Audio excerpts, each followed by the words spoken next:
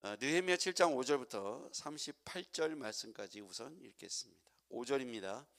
내 하나님이 내 마음을 감동하사 귀족들과 민장들과 백성을 모아 그 계보대로 등록하게 하심으로 내가 처음으로 돌아온 자의 계보를 얻었는데 거기에 기록된 것을 보면 옛적에 바벨론 왕 느부갓네살에게 사로잡혀 갔던 자들 중에서 노임을 받고 예루살렘과 유다에 다시 돌아와 각기 자기들의 성읍에 이른 자들 곧 스룹바벨과 예수아와 느헤미야와 아사랴와 라야마와 나하마니와 모르드게와 빌산과 비스레베렉과 비고웨와 느훔과 바하나와 함께 나온 이스라엘 백성의 명수가 이러하니라.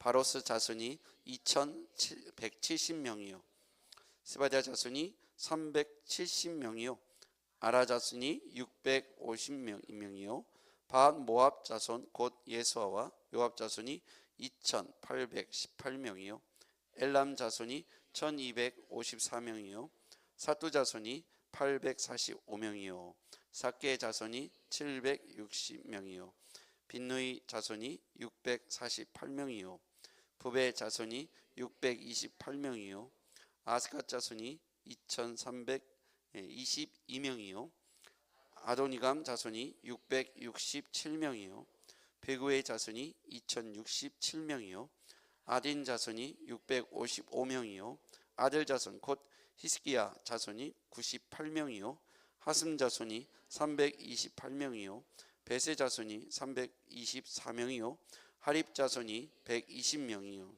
기브온 사람이 95명이요 베들레헴과 느도바 사람이 188명이요 아나돗 사람이 128명이요 베다스웨델 사람이 42명이요 기앗 여아림과 그비라와 브에롯 사람이 743명이요 라하마 게바 사람이 621명이요 믹마스 사람이 122명이요 베달과 아이 사람이 123명이요 기타 느보 사람이 52명이요 기타 엘람 자손이 1254명이요 하림 자손이 322명이요 여리시고 자손이 345명이요 르도와 하딧과 오노 자손이 721명이요 스나 자손이 3930명이었느니라. 아멘. 오늘 이렇게 사람 이름과 족속 그리고 분류에 따라서 백성 그 다음에 제사장 레위 이렇게 그 부류에 따라서 오늘 이렇게 그 이름과 명단들이 또 백성의 숫자가 나와 있습니다. 오늘 5절 이하의 말씀에서 우리가 중요한 키워드 몇 개를 찾겠는데요. 5절에 보면 내 하나님이 내 마음을 감동하사 이렇게 되어 있습니다. 감동하사 내 마음을 감동하사 한번 거기에 밑줄 그어볼까요? 내 하나님이 내 마음을 감동하사 귀족들과 민장들을 모아 민장들과 백성을 모아 그 계보대로 등록하게 하심으로 내가 처음으로 돌아온 자의 계보를 얻었는데 거기에 기록된 것을 보면 거기도 보면 돌아온 자의 계보라고 되어 있죠. 돌아온 거기도 밑줄을 한번 그어보시고요. 6절에도 보면요. 6절에도 옛적에 바벨론 왕 느부갓네살에게 사로잡혔던 자들 중에서 노임을 받고 예루살렘과 유다에 돌아와 거기도 보면 돌아와가 되어 있죠. 자, 감동 하나님께서 감동해 주셨다. 성령의 감동을 통해서 하나님께서 여기 보면 하나님이 이방의 왕을 움직이실 때에도 감동을 주셨죠. 그래서 그 이방의 왕이지만 하나님이 움직이는 걸 볼 수 있어요. 고레스 왕이 바사의 왕인데 갑자기 하나님을 믿지 않는 이방 나라 이 페르시아의 왕 고레스가 너희들은 너희들의 하나님 나라로 돌아가라. 가서 너희들이 하나님의 성전을 건축하고 성벽을 건축하라. 이렇게 하나님께서는 전혀 믿지 않는 이방 나라의 왕을 통해서도 일하시는 걸 볼 수 있습니다. 그때 하나님이 쓰시는 방법이 감동을 주셨다 이렇게 기록되어 있죠. 그래서 하나님은 이 땅을 움직이시는 방식이 감동을 주셔서 하나님의 사람들이든 믿지 않는 사람들이든 통해서 하나님은 사람을 통해서 일하신다. 그래서 우리가 여기 깨달을 수 있는 건 하나님은 천지만물 우주만물 생사화복을 주장하시는 분이시다. 하나님이 우리 믿는 사람들만 움직이는 것이 아니라 믿지 않는 사람들도 하나님께서 감동을 주셔서 움직일 수 있다. 그러니까 하나님은 지금 전 세계에 지금 뭐 트럼프라든지 푸틴이라든지 시진핑이라든지 유력한 사람들이 있잖아요. 근데 당시에 이스라엘 중심으로 해서 가장 유력한 민족이 바사 제국이었죠. 원래는 여기 표현되어 있듯이 바벨론 느부갓네살 왕에게 포로로 끌려갔지만 포로 70년 마지막을 채운 건 중간에 하나님께서 갑자기 바벨론의 멸망하게 하세요. 그리고 바사라고 하는 나라가 그 바벨론을 이기게 하세요. 그래서 바벨론이 멸망하고 바사라는 제국이 세계의 열강을 제패하게 되죠. 가장 영향력 있는 나라 바사 제국에 가장 영향력 있는 왕 고레스 왕의 마음에 감동을 주세요. 그래서 이스라엘 백성들을 포로로부터 풀어주도록 그렇게 하나님이 역사를 움직여 가시다는 거죠. 이렇게 하나님은 세계 역사를 창조하시기도 하고 움직이시기도 하시는 분이시다. 우리가 생각할 때는 교회와 믿는 자들 통해서만 역사하실 것 같은데 하나님은 유력한 사람을 움직이셔서라도 당신의 백성들과 맺은 언약 관계를 회복시켜 가신다는 것이죠. 그것을 하나님이 약속하신 바를 이루시기 위해서 가장 영향력 있는 인물들을 사용하시고 움직이시고 하나님이 감동을 주신다.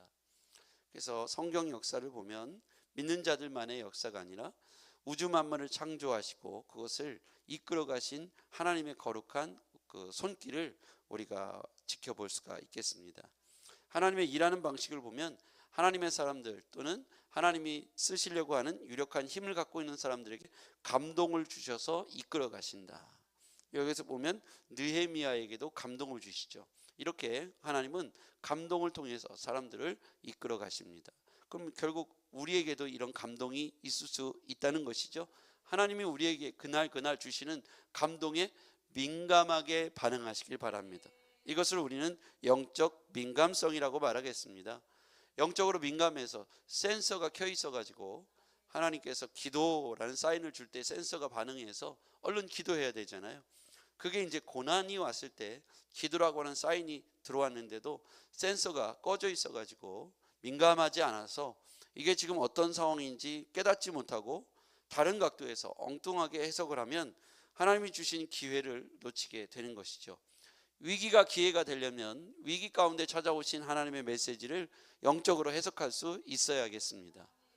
그러니까 우리가 자꾸만 하나님이 우리 가운데 영적으로 말씀하시는데 감동을 주시는데 깨닫지 못해서 영적인 센서가 꺼져 있어서 하나님이 주신 사인들을 무시하고 때를 놓쳐서 하나님이 주시는 이 위기가 기회가 되게 하는 순간을 놓쳐서 어떤 이는 흥황하는데 어떤 이는 쇠락하게 되는 일들을 보게 됩니다.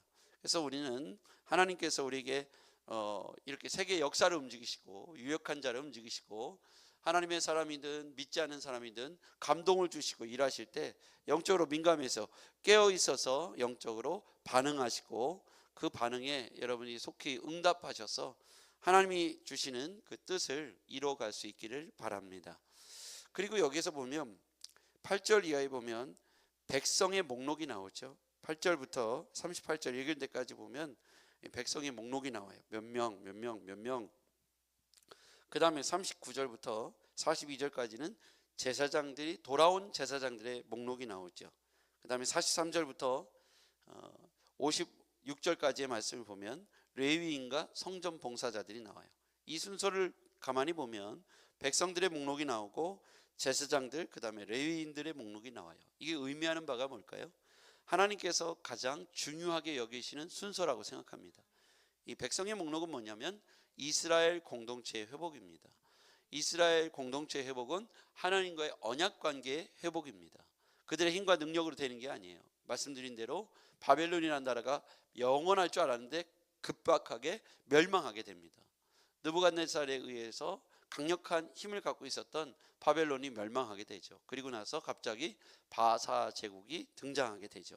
이런 모든 역사를 이끌어 가신 분은 하나님이십니다. 그런데 이런 모든 역사의 가장 핵심은 뭐냐면 하나님과 이스라엘 백성들이 맺어놓은 언약의 말씀이에요. 하나님은 그걸 이루시려고 바벨론을 들어서 이스라엘 백성들로 하여금 회개, 죄를 깨닫게 하기 위해서 그들로 하여금 포로로 끌고 갑니다. 그래서 오늘 아까 읽었던 키워드 중에 하나는 돌아온이라고 돼 있잖아요. 돌아오다. 내가 처음으로 돌아온, 그게 아까 5절에 나오죠. 내가 처음으로 돌아온 자의 계보를 얻었는데, 그 다음에 6절에 노임을 받고 예루살렘과 유다에 돌아오다라는 표현은 다른 표현을 하면 회개하다라는 표현으로 쓸 수 있어요. 그들이 깨닫고 회개하고 돌아온 시점이 잘 나가고 축복된 시점이 아니라 포로로 끌려갔을 때, 바벨론 포로기에 그들이 고통을 당할 때 그들이 돌아올 수 있는, 회개할 수 있는 기준점이 생긴 거예요. 기회가 생긴 거예요. 터닝 포인트가 생긴 거예요. 그대로 쭉 갔으면 이 언약 관계가 파기됐을 거예요.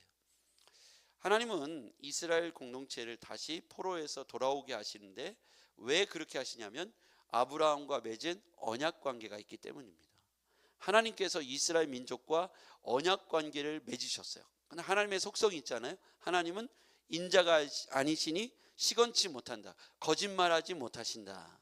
그러니까 하나님은 한번 약속하신 것을 신실하게 이행하시는 분이십니다. 그러니까 하나님과 이스라엘 백성들이 맺어놓은 이 언약 관계가 이어지려면 그들에게 잠시 회초리, 바벨론 포로라고 하는 회초리를 주셨으나 그들로 하여금 다시 돌아오게 하셔야 하는 거죠. 그러려면 바벨론이 멸망하고 하나님의 감동에 순종할 만한 고레스 왕이 등장해야 했다는 것이죠. 그래서 하나님께서는 이 언약 관계를 이끌어 가시기 위해서 이스라엘 공동체를 다시 회복시켜 주셨습니다. 그런데 여기서 보면 제사장, 레위인들을 먼저 계수하죠. 그 목록을 보면 제사장 목록과 레위인 성전 봉사자들의 목록이 나옵니다. 이유가 뭘까요? 하나님께서 이스라엘 공동체 백성을 다시 돌아오게 했다면 첫 번째가 뭐라는 거예요? 영적 질서의 회복입니다. 영적 공동체의 회복이에요. 그건 어디로부터 시작되냐면 성전 예배로부터 회복되는 것이죠. 그래서 우리가 무엇인가 고난을 겪고 어려움을 만났다면 뭐부터 회복해야 되냐면 예배부터 회복해야 되는 거예요. 영적 질서를 회복하고 예배를 회복해야 합니다. 그래야 진짜 회복이 이루어지는 것이죠. 그래서 우리는 우리의 무너진 가정을 혹은 기업을, 우리의 가문을 일으켜 세우기 위해서는 영적 관계, 영적인 예배를 회복하기를 바랍니다. 가정 예배, 직장 예배, 사업장 예배, 하나님 앞에서 다시 한번 예배의 단을 쌓아야 하겠습니다. 우리가 가정에서 예배를 드리죠. 큐티를 하죠. 경건생활을 하죠. 묵상을 하죠. 이렇게 할 때 그 가정이 마치 베델과 같이 하나님 앞에서 이 언약, 하나님의 축복의 약속의 말씀의 근거에서 그곳에서 예배를 먼저 회복하고 드림으로써 이스라엘 백성들이 포로에서 돌아와서 가장 먼저 한 것이 이 예배 회복이었듯, 마치 청교도들이 메이플라워를 타고 종교회를 찾아 아메리칸 대륙에 내려서 그들이 첫 수학문을 통해서 하나님 앞에 감사의 예배를 먼저 드렸듯이, 이렇게 우리의 삶에 있어서는 하나님과 우리 사이에 이 예배 언약 관계 회복을 위해서, 이 언약의 백성, 영적 축복의 백성 회복을 위해서, 공동체의 정체성을 회복하기 위해서는 예배가 회복돼야 한다. 그래서 하나님은 우리에게 이 이스라엘 백성들이 포로에서 돌아와서 정착하고 다시 성벽을 재건하고 성전을 건축하는 모든 일련의 과정에서 무엇을 목적으로 하셨고 무엇에 가장 중요 포인트를 두셨는지를 기억해보고 되새겨 본다면 바로 우리 삶의 현재 하나님께서 가장 중요하게 여기라고 말씀하시는 것이 저는 그것이라고 생각합니다. 그것은 하나님 편에서는 언약의 회복이요, 그러니까 언약은 변질되지 않고 지속되는 거예요. 그런데 이 언약을 지켜가다가 우리가 다른 길로 가면 하나님은 바벨론이라는 나라를 통해서 그 이스라엘 백성들에게 회개, 돌아올 수 있는 터닝 포인트를 고난이라고 하는 도구를 사용해서 그들을 깨닫게 하셨듯이 우리의 삶에도 건강이나 물질을 통해서 아니면 관계의 깨어짐을 통해서 때때로 하나님이 말씀하시는 때가 있다는 것이죠. 그때 우리의 삶에 뭐가 터닝 포인트가 필요하다면 우리는 그 사실에 영적으로 센서리, 이 민감성을 유지하면서 그 의미가 무엇인지 영적으로 해석을 해야겠죠. 지금 나에게 왜 이런 일이 생겼을까에 대해서 영적인 해석을 해야 돼요. 운명, 재수, 팔자 이런 정도로 해석하면 안 되고 하나님의 말씀을 암송하고 하나님의 말씀을 묵상함으로 그 속에서 깨우쳐 주시는 하나님의 교훈을 내가 그 순간 캐치해야 되는 거예요. 그러면 하나님 앞에서 이제 돌아올 수 있는 터닝 포인트가 생기면 하나님은 가장 유력하고 영향력 있는 믿는 사람이든 믿지 않는 사람들을 통해서 질서를 바꾸어 가시고 언약으로 회복시켜 주시더라고요. 마치 지금은 이 당시에는 고레스 왕이었다면 지금은 누구일까요? 뭐 트럼프든 푸틴이든 김정은이든 시진핑이든 아니면 누구든 하나님께서 유력한 힘을 갖고 있는 사람을 통해서 영적 질서를 회복하게 하실 것이죠. 저는 이것을 믿습니다. 교회가 부흥의 시기를 놓쳤다고 해서 하나님이 끝난 게 아니잖아요. 이런 역사는 세계사에 얼마든지 존재합니다. 교회 흥망성쇠가 있었어요. 교회 타락 시기가 있었고요. 중세시대의 타락은 말도 못했죠. 그래도 지금 다시 이렇게 얼마나 큰 부흥이 일어났습니까? 21세기에 말이죠. 이제 다시 우리를 통해서 하나님이 영적 부흥의 때를 주실 줄 믿습니다. 지나온 세월의 역사와 상관없이 하나님은 다시 이렇게 올라갔다 내려갔다 다시 올라가는 시점이 저는 올 것이라고 생각해요. 저는 우리 교회가, 여러분의 가문이, 가정이, 여러분의 사업장이 그런 부흥의 때를 다시 한번 경험하기를 주의 이름으로 축복합니다. 기도하겠습니다. 전능하신 아버지 하나님 감사합니다. 하나님께서는 이스라엘 백성들의 흥망성쇠를 통해서 우리에게 메시지해 주셨습니다. 하나님, 우리에게 지금 필요한 것이 무엇인지 말씀해 주셨습니다. 우리가 이것들을 잊지 않고 기억하게 도와주시옵소서. 우리가 이제는 다시 한번 뜨거운 영적 부흥의 때를 보기를 원합니다. 예수님의 이름으로 기도했습니다. 아멘.